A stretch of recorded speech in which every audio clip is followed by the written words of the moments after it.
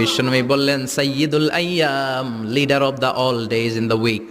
সপ্তাহের যতগুলো দিন আছে 7টা দিনের সর্দার হচ্ছে ইয়াউমুল জুমা, জুমার দিন। চিল্লায় পড়েন আল্লাহু আকবার।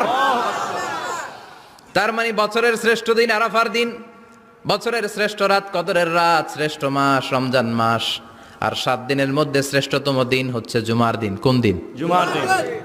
এটা সাধারণ দিন নয়। ফিহি খালাকাল্লাহু আদম, কালকের এই দিনটায়, এই জুমার দিনে আল্লাহ তাআলা সাইয়েদনা আদম আলাইহিস সালামকে তৈরি করেছে। সুবহানাল্লাহ।